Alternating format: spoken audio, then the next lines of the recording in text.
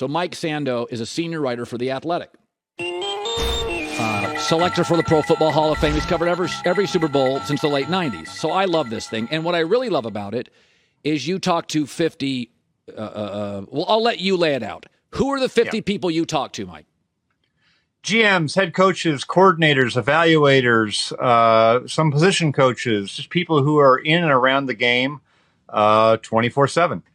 So the big broad headline is that there was one of your very tight end experienced people that made Patrick Mahomes a tier 2 quarterback. And what was his reasoning, Mike? Yeah. It's a good thing we talked to 50, Colin. If it was just this guy, he would be in tier 2 and people would be going, Sando, you're out of the freaking league. What are you doing?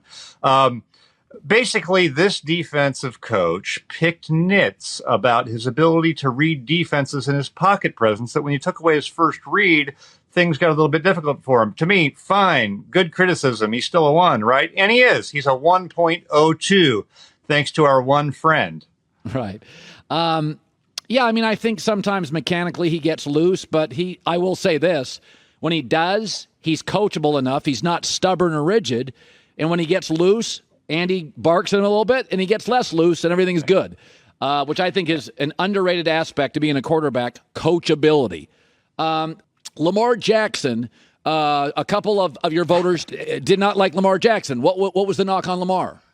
Well, there's no one who doesn't like him. It's just a question of, do you put him in tier 1? And one of the requisites for tier 1 is the ability to handle pure pass, meaning when we know it's you have to pass, can you do it effectively? And I think correctly, that is a stipulation for tier 1, because the game gets reduced to that in the playoffs in critical moments when you have a great defensive scheme that's tailored up to take away what Lamar Jackson does.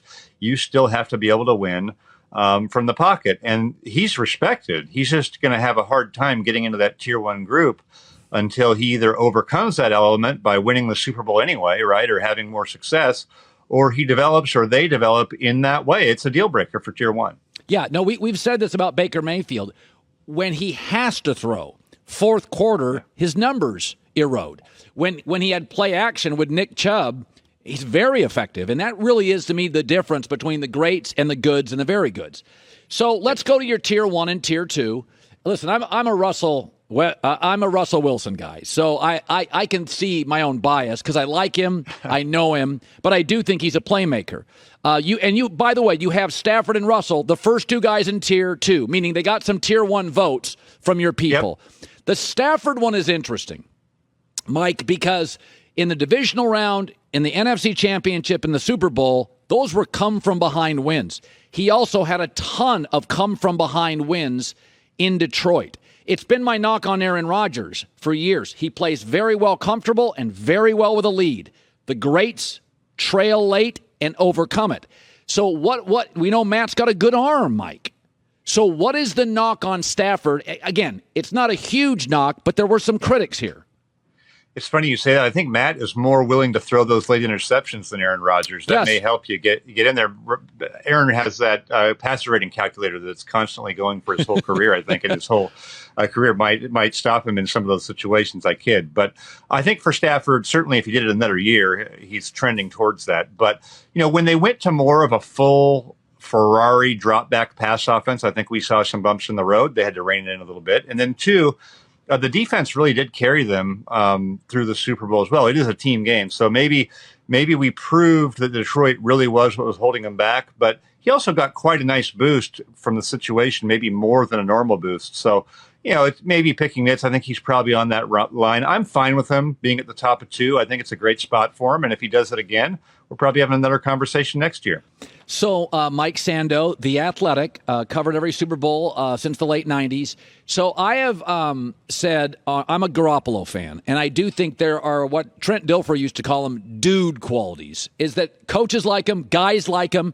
You kind of feel like he walks in the huddle with 4 minutes left. Everybody looks around that good-looking guy and goes, yeah. And I watched them outplay in the fourth quarter Aaron at Lambeau. He's limited, but it's interesting. He's tier 3, but if you look at it, he's not far from tier 2. So Jimmy is I mean, you're talking about a couple of votes, and he's in the Kyler Murray, Derek Carr, Prescott. So that's where I put Jimmy. I like Jimmy a lot. Give me a compliment you heard from your group of 50, because I think we know the criticisms. But what did the guys that like Garoppolo say? It's funny. Tier 3 is really the play action tier, isn't it? You need that more. That's your guy. One of the great comments in this thing was like, Jimmy Garoppolo is just the guy we try to chase off in this league, right? He's successful. You can win with him, but we want a little bit more. So, I think that people love the track record with him, that you're able to win with them. It's a big dilemma. Like, they can win. They can be in the championship game 2-3 times. You're replacing this guy. I think historically he never would have been replaced. But now, we're holding them to the highest caliber tier. I mean, I don't know. I don't know if there's anyone gushing over Jimmy. I mean, he is what he is. People like him, but don't love him. So, Aaron Rodgers' career has gone in stages. He was the talented backup. And then for a few years, he was the golden child. It was like Marino. It just looks prettier. And now there are some of us that have moved into he's great, but not always the best teammate, kind of into Aaron, a little prickly, a little passive-aggressive. It's still beautiful. It's still gorgeous. But I don't trust him in big spots late like I trust the Brady. I don't. But yet he is your number one quarterback. Are there any critics of Aaron, or is he still in that golden child, that aura around him? When the production wasn't as good a couple of years ago, he did get a few tier 2 votes, but I think there's just almost a reverence for his mastery of the position in the game. You get the feeling that, like some teams, the coach helps the quarterback manage the game and do all that. Aaron Rodgers is winking at the Mike linebacker. He's talking to the referees, who are basically his caddy. When Matt LaFleur's head is in the play sheet, Aaron's the one who knows the play clock's down and we're going to call timeout.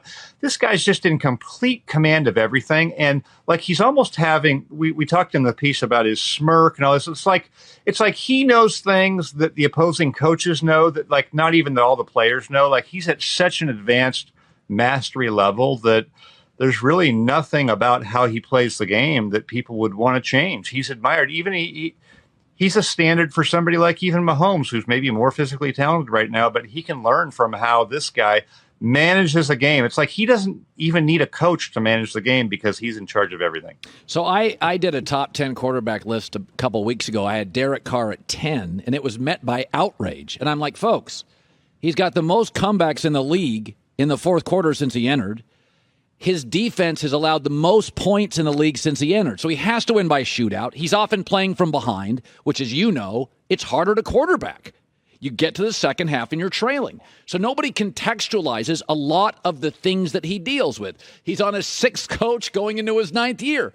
But this year, this could be the highest I've ever seen. You had him at 12. Is that the highest you've had him? I think he got 7th after maybe his first year as a starter, and everyone was real excited about him. And then what happened over the next few years, I think you make a great point about the defensive component dragging him down. But I think the concern on him coming out was, would he stand in there? Is he a tough guy? Is he a real guy? Right. And I think after that initial flash of playing well, those questions percolated, and you heard it from people that played against him. They just questioned he'd throw the ball out of bounds sometimes in a critical situation or throw it away on 4th down. But I think he answered some of that. I think it's been trending this way. And last year you lose John Gruden. The Henry Ruggs thing was terrible. And who was getting into the playoffs, right? The defense wasn't great. I mean, they went to the playoffs and the team with Justin Herbert didn't. So I think he gets some credit for that. And that's why he's where he is, and it's where he should be, in my opinion. 50 different executives, coaches. Let's see it again. Let's see here, Joy. Let's look at this. So we're going to go tier 1, tier 2. Put the big full screen up. So it's Rodgers for our radio listeners. Very small tier 1. Rodgers, Mahomes, Brady, Allen, Burrow, Herbert. I have no disagreement. I would just put Stafford, Wilson in there as well. Tier 2 is Stafford first, Wilson, Watson, Jackson, Prescott, Carr, Murray, Ryan. Again, I think I like Kyler Murray more than people. Tier 3 feels very right on. Cousins, Garoppolo, Tannehill, Mac Jones, Mayfield, Jalen Hurts, Wentz, Goff, Trevor Lawrence. Jameis Winston I would put as a tier 4. I'd probably move... Maybe I wouldn't move anybody. Winston's right on the line. I mean, he's right on the line. All right. So you want to know my quarterback dilemma this year? So here's what I think is going to happen. I'll throw this at you, Mike. I think Tua, but they've pivoted as a franchised offense. tremendous speed at receiver between Tyreek and Jalen. Those guys are also very good at getting the ball to early yards after the catch guy. So I think what's going to happen in Miami is you have Tua as a 4. He's going to have very good numbers this year. He's going to have a quarterback-friendly coach, tremendous weapons, and there's going to be the quarterback dilemma, where we're still not sure he's anything more than a tier 4, but he's going to have tier 2 numbers by December. That's my quarterback dilemma. Your thoughts? I'm with you 100%. I mean, he's set up to almost can't fail, but what is success? I mean, do you really want to be in a situation where you're at the press conference paying him? I mean, I think there are ways away from that happening, but you could really think of the dynamics in the building with the owner, Stephen Ross, who really probably doesn't know football that well. And then you've got the hierarchy that's trying to stay there. So do they sell the owner after this year? Wow, Tua took the next step. We're there. Here we go, guys. When they know in their hearts he's limited. Yeah. All right, so I'm going to order DoorDash tonight and read your tier all night long and think of arguments. It is great. It's great seeing you. I love this. It's The Athletic, which is terrific. Senior writer Mike Sando, 50 coaches and evaluators, rated 34 quarterbacks, tier 1 to tier 4. You know I love it. I appreciate you taking time for us. You're a busy guy, obviously, and thank you. Hey, thanks, Colin. Appreciate it. Hi, everybody. Thanks for watching. Subscribe here to get the latest from the show. Also, be sure to check out more of the best clips from The Herd or go watch a few segments from other shows on FS1.